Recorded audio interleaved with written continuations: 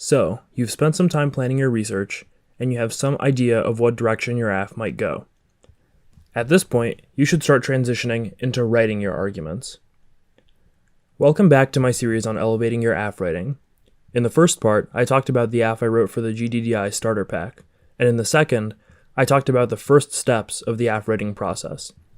In the next two videos, I'll break down how to turn your plans into a completed file.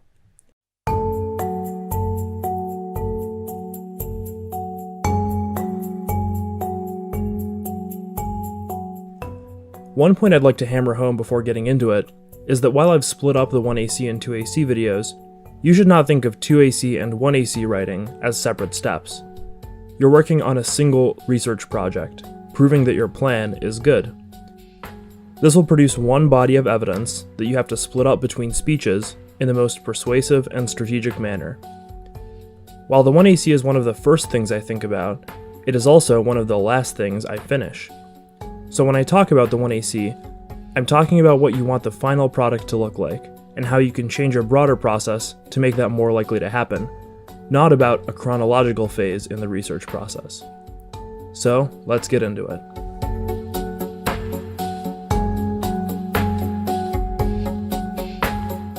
Before going into detail, let's talk about how you should think about the 1AC as a speech. The 1AC is unique. It is an opportunity for one team to frame the issues in the debate before the other team even gets a say. The perfect 1AC should be like Inception. It gets the judge on board with your proposal so thoroughly that when the neg presents their 1NC, the judge is already anticipating your responses as if those responses are their own idea. To do this, it's not enough to present a series of factual statements and rely on the judge's knowledge to fill the gaps. You have to tell a broader story, present a theory of how the people your 1AC discusses act, why they're acting the way they are now, and how the plan's change makes them act differently. In this case, there are several characters we need to flesh out. First, the FBI. What is leading them to behave poorly?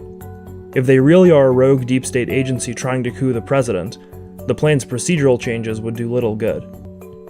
The 1AC needs to sell that the FBI generally acts in good faith, but institutional incentives are what leads people to be sloppy, and that is bad.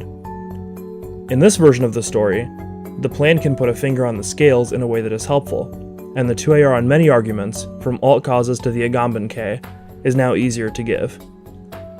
Another actor this 1AC needs to explain is Trump. He's making political arguments about the FBI.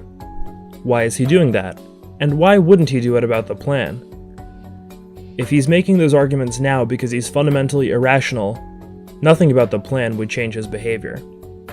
If he's strategically playing politics by blaming Obama, he might claim credit for the plan, asserting that he has used it to fix Obama's problems. While the applicability of this insight might be limited in scope here, its significance is clearer in affirmatives that attempt to change the criminal justice system at a more structural level, such as affirmatives about police brutality.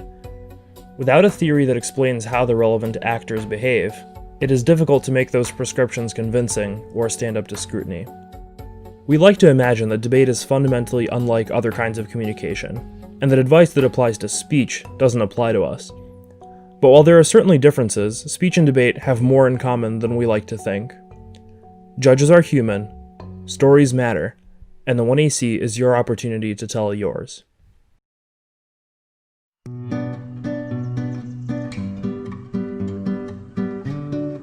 When I'm writing an AFF, I normally outline a 1AC pretty early. In this outline, I only include things that I have or things that I know for a fact can be written. This helps me inform future planning. Am I short on distinct ideas? Are all my scenarios too similar? It also helps me use articles that I come across more effectively by letting me start planning 1AC dependent 2AC tricks early on. However, you should never forget that your outline will always be just that, an outline. There will always be something you don't expect in the literature. Ideas you thought were good might turn out bad, or you might come across something you didn't even expect.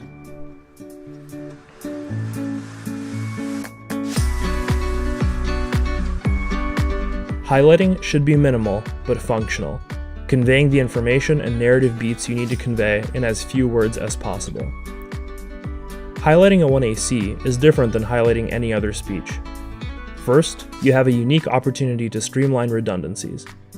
Some things that might be good to highlight in a vacuum should be excluded in a 1AC version of a card because the warrant might be repetitive with another card you already have. Second, you have perfect control over the story you tell. This means that you can determine where in the 1AC an idea is best introduced, making sure that it fits with the right part of your narrative.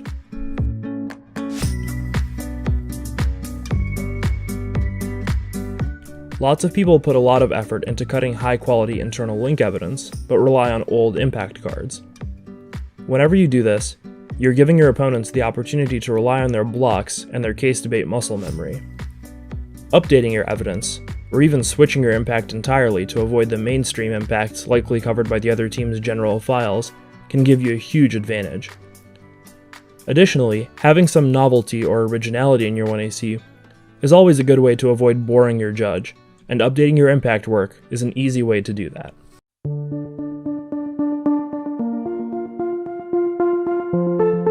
If all of your offense stems from one argument, you're vulnerable. A counterplan that solves the internal link, a disad that turns it, or a 2NC that reads 10 pieces of case defense with different warrants about it would all put you in a rough spot. You can fall victim to this dynamic even if you have different cards or labels for your internal links when your arguments share key attributes with each other.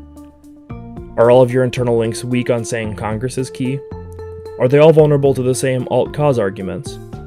Are they all easily turned by the same disad? If any of that is the case, the weaknesses of one advantage or internal link become the weaknesses of the whole AF. In my 1AC, some active planning was necessary to prevent this from happening. As I wrote my outline of the 1AC, I realized that most of the obvious internal links had a lot in common with each other. Most were based on political backlash of some kind. Most depended on the existence of process failures in the FBI. Most of the internal links to terminal impacts depended on it being possible for intelligence to work properly, or for it to influence political decision-making. Specifically, most of them depended on the ability of intelligence to overcome the fact that the ceiling for how good election responses can be is pretty low when there are political reasons to deny that interference is even taking place. There were a few ways that I worked against this. First was the leaks scenario, which was not about Russia, not about political backlash in the same way that the other scenarios were, and had the ability to read impact add-ons about court legitimacy, a completely different genre of impact from all the others. Second was the choice of impacts to the intelligence scenarios. While two of the impacts I chose were about Russia, one is not. Terrorism in particular is very easy to distinguish from the things that politicization might affect. In fact, Anderegg does so explicitly, by comparing strategic intelligence to tactical intelligence. This more considered version of the 1AC is slightly stronger than the one that would emerge organically if I had just picked the cards that had the best quality and stuck them all together.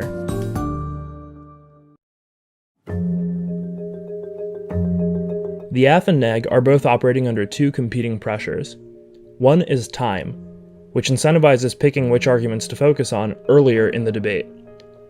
The other is flexibility, which incentivizes making choices as late as possible so that you can react to what your opponent does and have the last move. Lots of 1ACs that I judge have only one advantage.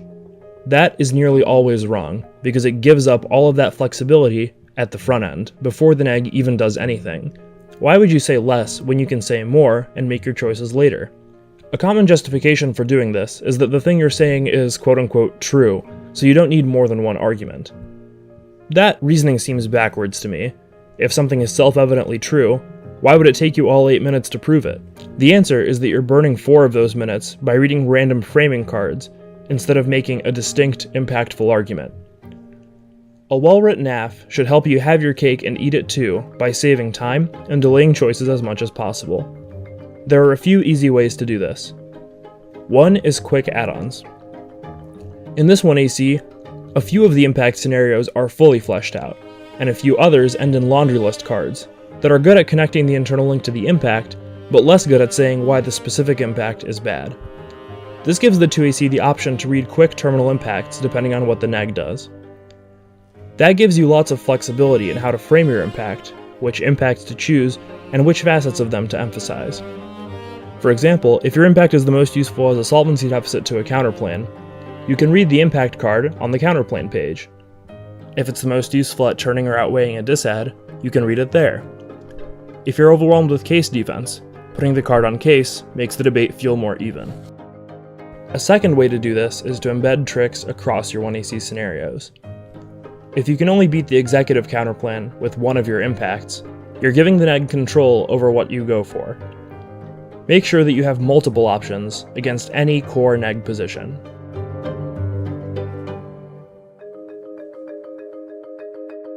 The key to 1AC writing is to remember that your 1AC doesn't stand alone. Its role is to set you up to be in the best possible position for the rest of the debate. These key principles, telling a story, planning with an open mind, highlighting effectively, beating impact defense, diversifying your offense, and maintaining your options, help the 1AC function as an effective element of a broader strategy that goes beyond giving a persuasive 8-minute speech to set you up for winning the debate as a whole.